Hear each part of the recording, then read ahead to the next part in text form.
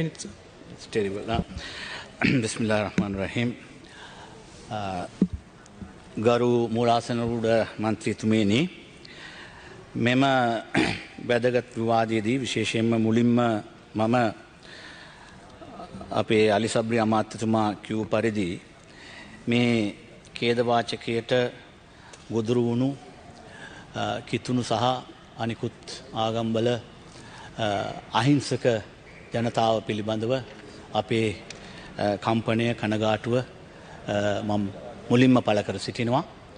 ඒ සමගම මේ විවාදයේ ප්‍රවේශයක් හැටියට මුලින්ම මම කියන්න කැමති අලි සබ්රි අමාත්‍යතුමා ඉදිද්දී මේ විමර්ශන කමිසම් පත් කිරීමේදී පවා කලින් හිටපු ආණ්ඩු පවා ඒ වගේම වර්තමාන ආණ්ඩුවත් දැන් අනුකම්පාව පත් කරද්දිත් මේ වගේ වැදගත් විෂයක් පිළිබඳව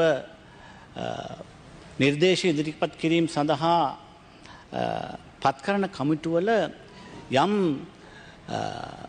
නියෝජනයක් අනිත් පාර්ශවයන්ටත් විශේෂයෙන්ම මුස්ලිම් ජනතාවට ද්‍රවිඩ ජනතාවට කැබිනට් අනුකම්පාව පත් කළාම එතන අලි සබ්රි මන්ත්‍රීතුමා ඉන්නවා දේවානන්ද මන්ත්‍රීතුමා ඉන්නවා දෙන්නම දැම්මහම එතන යම් විශ්වාසනීය භාවයක් ඇති වෙනවා. ඒක අවශ්‍යයි මොකද මෙතන සමාජ අභ්‍යන්තරයේ තියෙන සමහර කරුණු පිළිබඳව හරි අවබෝධයක් නැතුව සමහර නිර්දේශ ඉදිරිපත් වෙන්න පුළුවන්. ඒවා අපි වළක්වා ගන්න නම් ඒ වගේම දැන් පීඩනයට පත්වලා තියෙන ජනතාව කතෝලික ජනතාව මුලින් වුණත් ඒ වගේම මුස්ලිම් ජනතාවත් ඉතාම වැඩි පීඩනයකට දැන් මේ පාස් පිළිදා සිද්ධියෙන් පස්සේ පත් වුණායි කියන එක කවුරුත් පිළිගත යුතු කාරණාවක්. එබැවින් මම මුලින්ම නොයෙකුත් කාරණා මෙතන උපුටා දැක්විය යුතුයි මට තියෙන සීමිත වේලාව තුල මෙතන සම්පූර්ණ වෙලුම් කීපයක් අපිට ලැබිය යුතුයි. වෙලුම් 22ක් තිබෙනවා. ලැබිලා තියෙන්නේ වෙලුම් 2ක් විතරයි. ඒ වගේම කට උත්තර දුන්නු පාර්ශවයන් 1480ක් මේ පොලිස්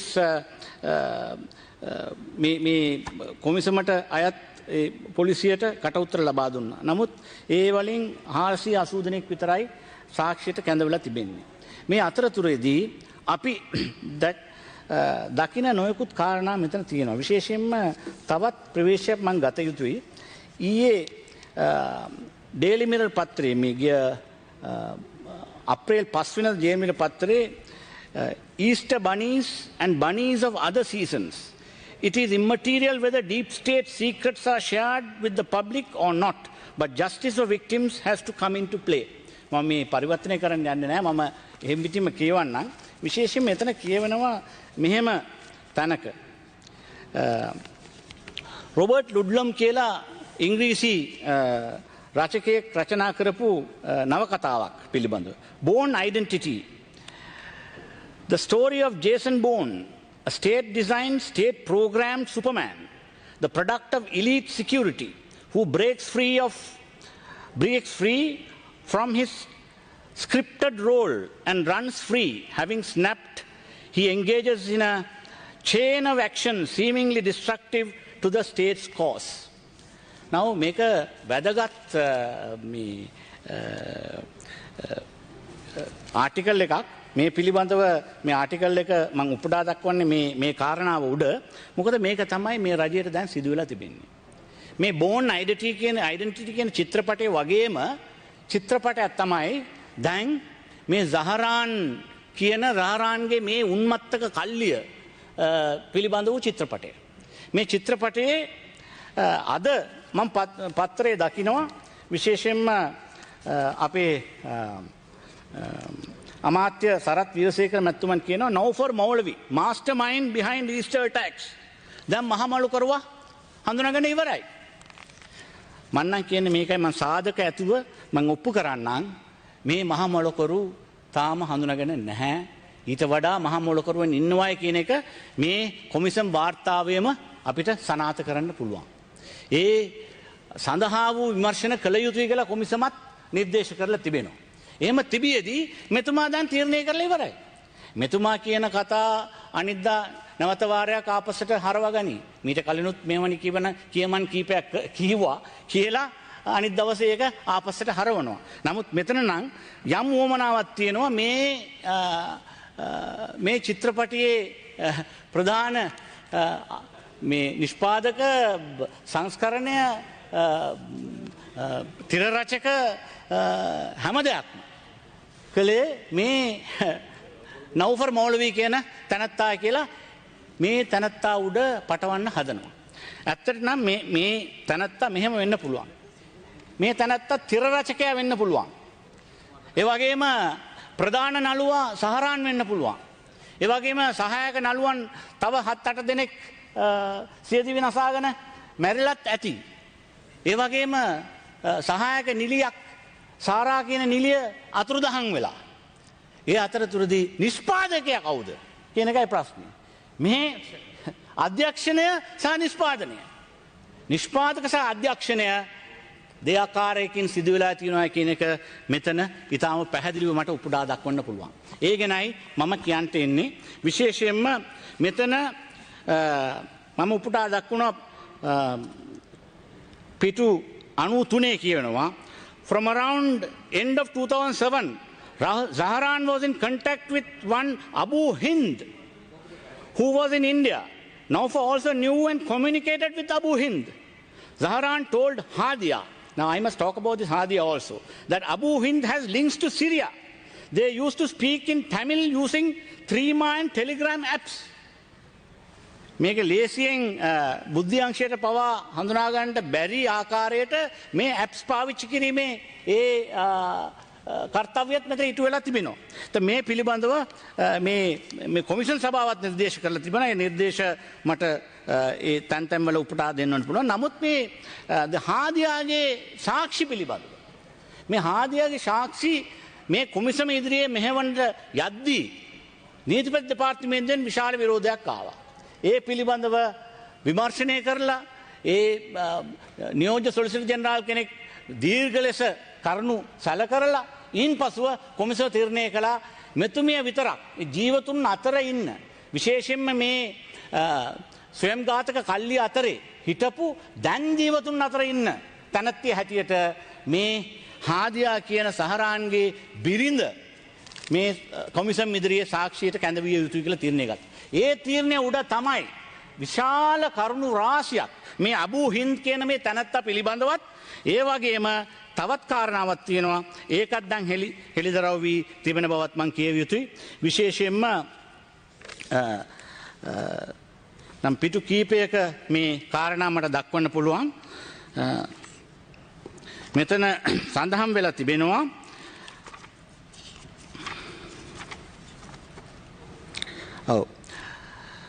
මේ සාරා පුලස්තිනී කියන මේ තැනැත්තිය දැන් අතුරුන් දෙහන් වෙලා ඉන්න මේ තැනැත්තිය පිළිබඳව නොයෙක් තැන්වල සඳහන් වෙනවා. මේක පිටු 223 දී Hadia says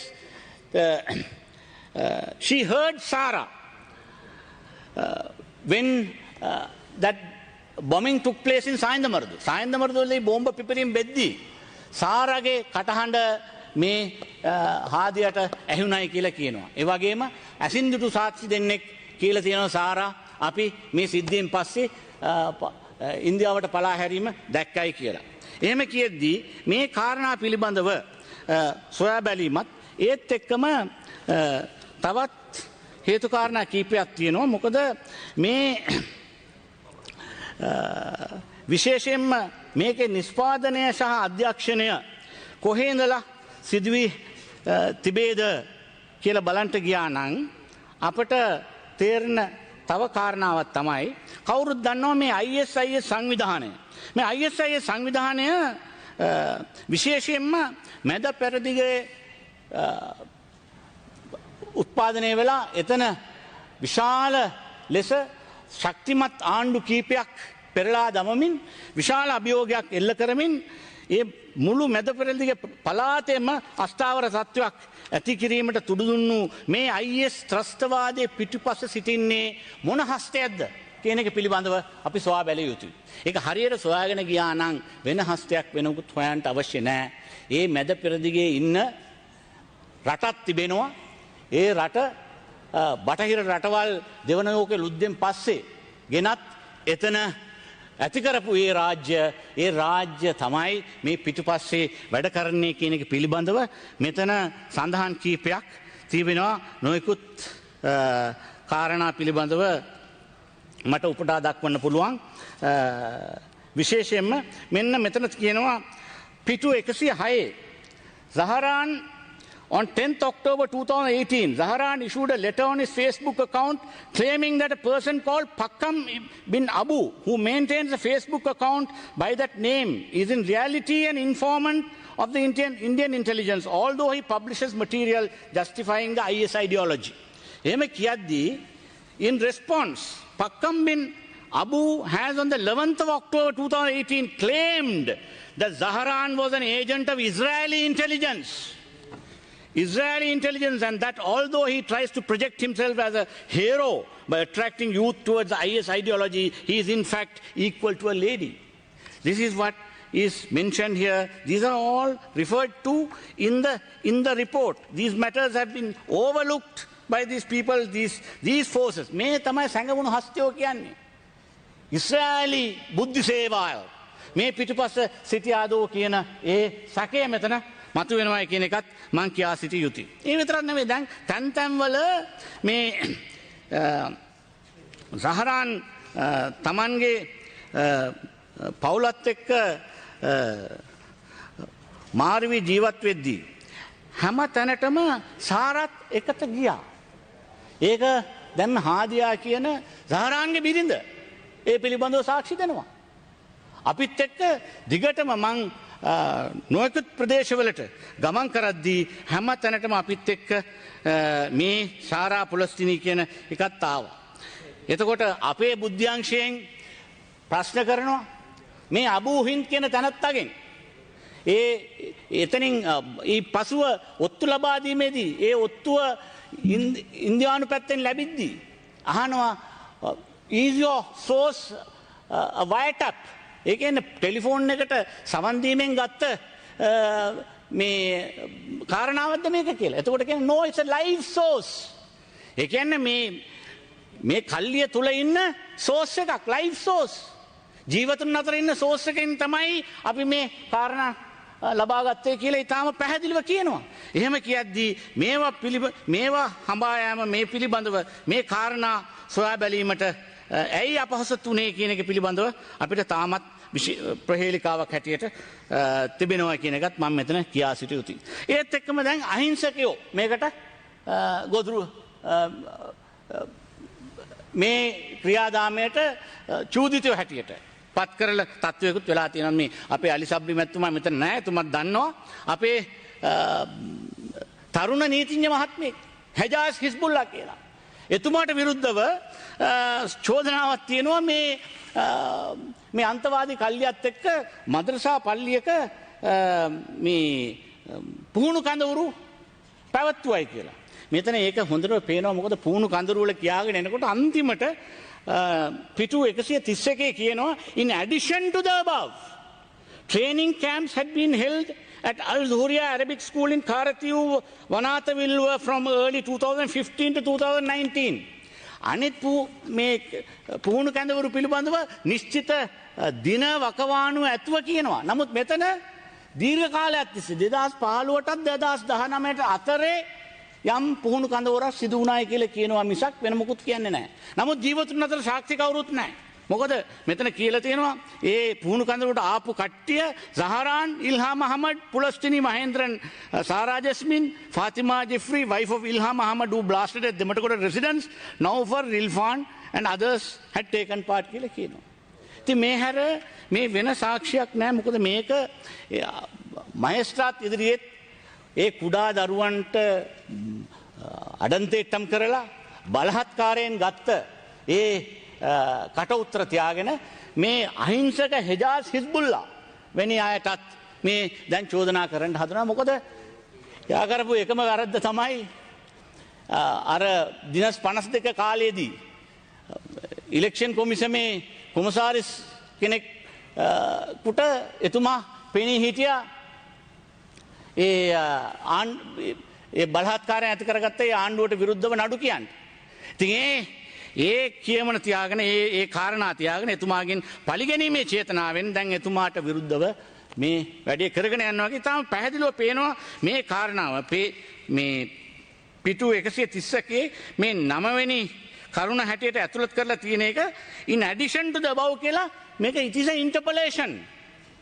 Definitely an interpolation not related to any other training camps that have been conducted by Zaharan.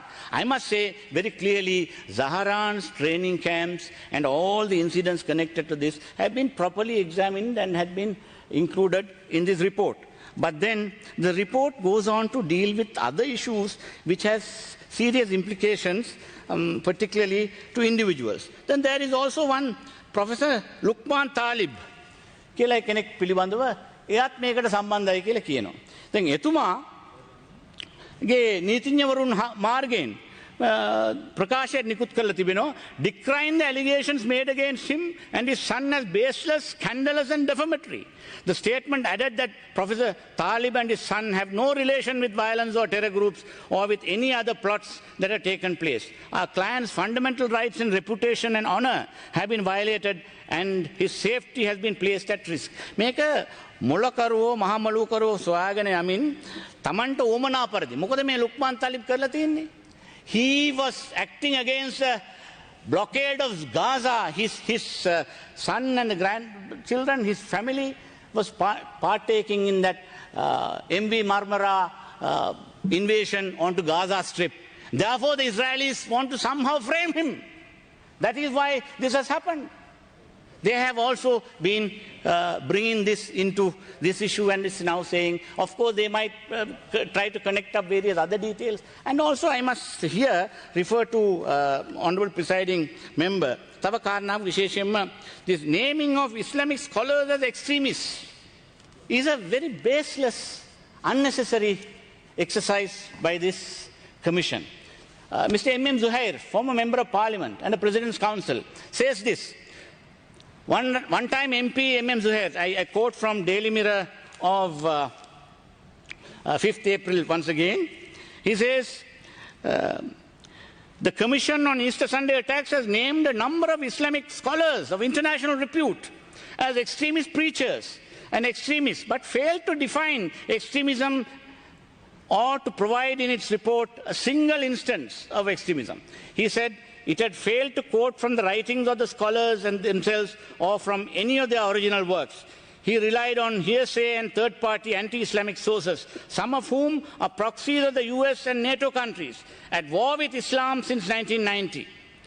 Commission's edict on Islamic scholars, most of whom are no longer living, is not acceptable because they are judgmental without any reasonable evidence. These scholars have nothing to do with the 21/4 attacks. Similarly, there is an attempt to frame Hajjul Akbar. He's the Amir of the Jamaat-e-Islami movement here. Now they are trying to proscribe the entire movement.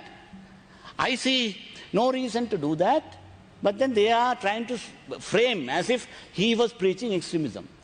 Because there are several schools of thought in Islam. Now Maulana Abul Ala Maududi, who was the main architect of the Jamaat-e-Islami movement, is a scholar of repute and who had also interpreted Islam as a religion which is very tolerant and is a peace-loving religion, and there are several ideologies like this. Similarly, Maulana Abul Ala Maududi is one, then Yusuf Qaradawi is another. He is someone who is also one of the foremost thinkers of the current era. Now, all these people are being blamed and labeled as extremists because these are people who have, particularly Yusuf al-Qaradawi, he is a big problem for Israel because he had at one time justified suicide terrorism against Israel for the reason, what he said was that suicide bomber who is a Palestinian because of the atrocities in the occupied territories of the Palestine, if they resort to attack by suicide, that he justified it. But then you look at the Sri Lankan scenario. We have the Hasalaka Veeraya කියලා කෙනෙක් අපි හඳුනගත්තා. යුද්ධ කාලෙදී අපේ elephant pass කඳවුර. ඒ elephant pass කඳවුරට LTT ප්‍රහාරයක් එල්ලවෙද්දී මේ හසලක වීරයා තමන්ගේ ඇඟේ බෝම්බ බදාගෙන ගිහිල්ලා ඒ ඩෝසරකට ඉදිරියේ ගිහිල්ලා මරාගෙන මැරෙන ඒ ප්‍රහාරය එල්ල කරා. ඒකෙන් ඒක වැළක්වුවා. ඉතින් දැන් හසලක වීරයාව අපි වීරයන් ඒ වගේම තමන්ගේ රට බේරා ගැනීම සඳහා එකක් කළ හැකි කියලා කිව්වා මිසක් මේක වෙන දෙයක් එතුමා කිව්වේ නැහැ. පස්සේ ඒකත් එතුමා අපසට හරව ගත්තා. නමුත් එවැනි අය දැන් මේ වෙන බාහිර බලවේගවල උවමනාවට මේවා ඇත්ත වශයෙන්ම මේ අන්තවාදී විද්වතුන් කියලා මේ අය හඳුනාදීම පිළිබඳව මම කනගාටු වෙනවා. ඒ විතරක් නෙවෙයි දැන් මේ ප්‍රහාරය පිළිබඳව කරලා තියෙන මේ විශ්ලේෂණවලදී තව එකක් තමයි මේ ප්‍රහාරකයන් කීප දෙනෙක් හොරතල් කරලා තිබෙනවා අපේ බුද්ධ්‍යංශය. ඒක සෑහෙන දැන් මෙතන දෙතුන් දෙනෙක් ගැන ඉතාම පැහැදිලිව සඳහන් වෙනවා. අහමඩ් ලෙබ්බේ මොහමඩ් නියාස් සායන්ද මරදුවල 25 වෙනිදා මරාගෙන මැරෙන ඒ සිද්ධිය සිදුවෙද්දී මැරුණු ඒ තැනත්තා he was part of the military intelligence. He was part of the military intelligence. And there is one other person in custody who has been training in all the training camps. කවුද මේ අවිපූර්ණව දුන්නේ? හයාත් Muhammad Ahmed මිල්හාන් දැන් අත්තඩංගුවේ ඉන්න කෙනෙක්. එතුමාගෙන මෙහෙම කියනවා around 2006 Milhan made contact with Razik Mohammed Faiz, aka Police Faiz, who was at that time working as an intelligence agent for Sri Lanka Army in the fight against the LTT. During that period, Muslim youth were being recruited as intelligence agents due to their proficiency in Tamil. Thereafter, Milhan worked with Police Faiz as an intelligence agent of the Sri Lanka Army. And this is the very person whom Zahran used to give weapons training in these training camps. So, මේ ඝාතකයෝ මේ පුහුණුකරුවෝ හොරතල් කරපු අපේ බුද්ධ්‍යංශය මොකද කරේ? ඒ වගේම බුද්ධ්‍යංශ අතරේ මේ විමර්ශනය කරගෙන යද්දී නොයෙකුත් ගැටුම් ඇති වෙනවා. CID එක පැත්තක, TID එක පැත්තක, DMI තව පැත්තක අපේ මේ ප්‍රධානතම බුද්ධ්‍යංශය වන අපේ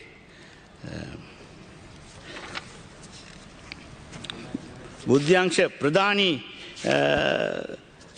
පිළිබඳව සඳහන් කරන SIS එක. මේ SIS එක දැන් එක වෙලාවක ගිහිල්ලා මේ ආමි මොයිඩීන් කියන එයා සැඟවෙලා ඉන්න තැනට අරන් යනවා. ගියාට පස්සේ CID අය ඒ ආමි මොහිඩීන්ව තමන්ට තොරතුරු දෙන්නා හැටියට පත් කරගන්නවා මිස අත්තටම ගන්නේ නැහැ. අන්තිමට බලනකොට ඒ ආමි මොහිඩීනුත් මේකට සම්බන්ධයි.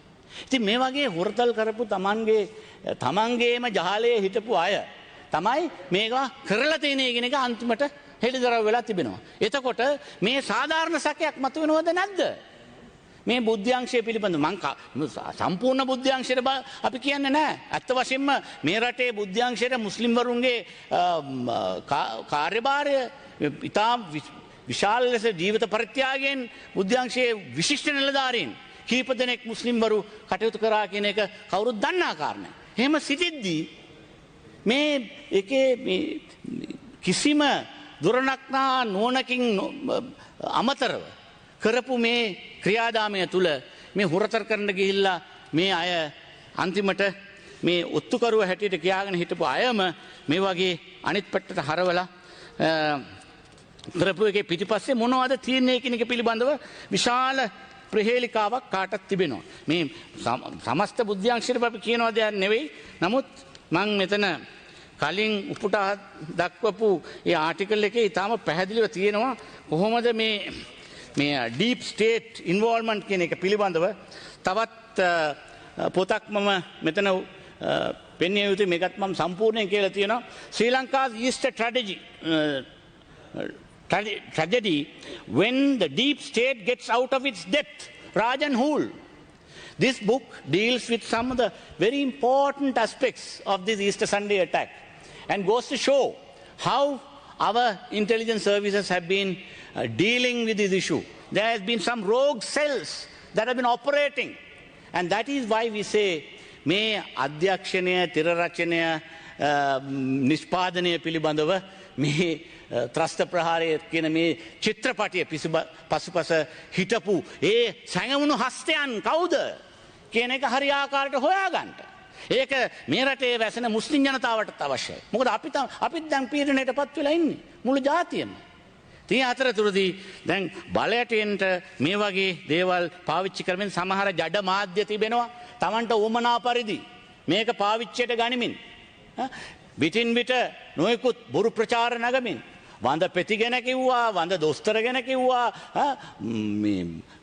වඳ යට ඇඳුම් ගැන කතා කර අවශ්‍ය නැති විදිහට අහිංසක ගම්බද සිංහල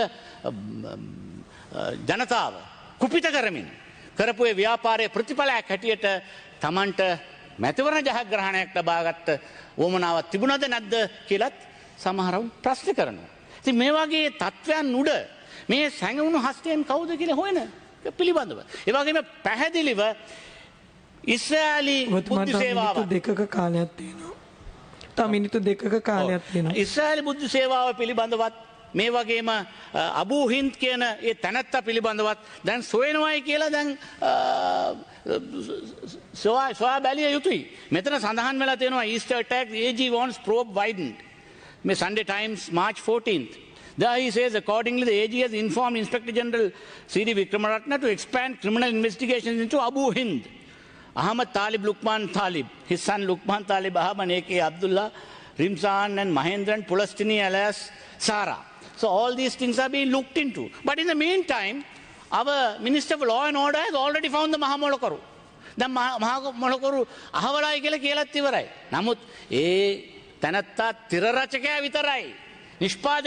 නිෂ්පාදනයත් අධ්‍යක්ෂණයත් කරන අය පිටස්තරව ඉන්නවායි කියන එක පැහැදිලිව දැනගන්න ඕනේ. තව කාරණාවක් මම කියන්න ඕනේ මේක මගේ කතාව සමාප්ත කිරීම සඳහා අපි මේ රටේ දැක්කා කැරලි කීපයක්. උතුරේ බෙදුම්වාදී අරගලයක් තිබුණා. ඒ අරගලේ ද්‍රවිඩ ජනතාව හතුර හැටියට අපි මවාගෙන පෙන්නන වාතාවරණයක් තිබුණා. ඊට පස්සේ අපි දැක්කා JVP සංවිධානයේ කැරල්ල, දකුණේ කැරල්ල. දැන් ඒකේ 50 වසර සැමරුම දැන් සිදු වෙනවා. නමුත් මේ අරගලයන් දෙකක් පිළිබඳව සැමරුම් උත්සව පවා සිදුවෙද්දී නමුත් එක මුස්ලිම්වරයෙක් මේ රටේ මේ ඊස්ටර් සන්ඩේ මේ ප්‍රහාරය පිළිබඳව සමරන්නට ඉදිරිපත් වෙනවද? ඇයි නැත්තේ? එතන කිසිම දේශපාලන උවමනාවක් හෝ කිසිම අරමුණක් හෝ මේ මුස්ලිම් ප්‍රජාවට තිබුණේ නැත. මේක සහ මුලින්ම ත්‍රස්ත ප්‍රහාරයක්. මේ වෙන උවමනාවකට පාවිච්චි කරපු ඉත්තෝ හැටියට තමයි මේ අය ඉතාම පැහැදිලිව මං කියා යුතුයි. ඒ බැවින් මේ පිළිබඳව හරි විශ්ලේෂණයක්. There must be a forensic examination of what has been revealed in the report. That is what is lacking here rather than to look for scapegoats. What this commission sometimes is attempting. I am not dismissing the entire report. There are very good things in the report. There is a very deep analysis of various matters. I have my respect for these commissioners. I appeared before them. There was an attempt to even frame me in some way or the other. But, however, finally when you look at the report, there are so many positive things. But of course there are certain areas where they have just misguided themselves on hearsay evidence. That should be avoided. That's important because I need to mention that because hearsay evidence is something that needs to be avoided in the matters of this nature because unfortunately ඒ ප්‍රවාදක සාක්ෂි කියලා කියනවා මේ hearsay evidence කියන එක ඒ අනුව තමයි සමහර නිගමනයන්ට මේ කොමිසම එළඹිලා තියෙන කියන එක අපිට පෙනී යනවා. ඒ බැවින් මේ සම්පූර්ණ කොමිසම් වාර්තාව ප්‍රතික්ෂේප කරන්නේ නැහැ. නමුත් සමහර ප්‍රශ්න මේ කොමිසම් වාර්තාවේ තිබෙන බව මම කියා සිටිය යුතුයි. නමුත් මේ ප්‍රශ්නේ ඇත්ත අගමුල සෙවීමට නම් මේ සැඟවුණු සත්‍යය කවුද කියන එක හොයාගන්න ඕනේ. නවුෆර් මෞලවිගෙන් මේක ඉවර කරන්නට හදන්න එපා. එහෙම කළා නම් මේ යුක්තිය මේ ප්‍රහාරයට ලක්වුණු මේ අහිංසක ජනතාවට ඉටු වෙන්නේ නැතයි කියලා කියමින් මම මගේ කතාව සමගන්න ස්තුතියි. බොහොම ස්තුතියි. කරු මේජර් සුදර්ශන් දෙනපිටිය මැතිතුමා ඔබතුමාට මිනිත්තු 4ක කාලයක් තියෙනවා. Hey there. Subscribe to my channel. And also press this bell icon.